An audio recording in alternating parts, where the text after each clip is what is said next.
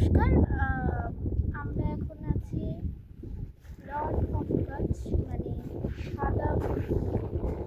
এটি সাদা কারণ পুরো জায়গাটা যেখানেই দেখা যায় দিগন্ত বিস্তৃত লবণ এবং লবণ এবং লবণ। এটি হচ্ছে থর ডেজার্টের একটি অংশ, এবং এই জায়গাটায় ছিল আরাবিয়ান সি। তো প্লেট টেকটনিক্সের ফলে আরবিয়ান সি সরে যায় এবং খুব কম এখানে আরাবিয়ান সি জল মাঝে মধ্যে চলে আসে। তো এই যে পুরো লবণ ক্রিস্টাল হয়ে জমে আছে, এখানে দেখাই যাচ্ছে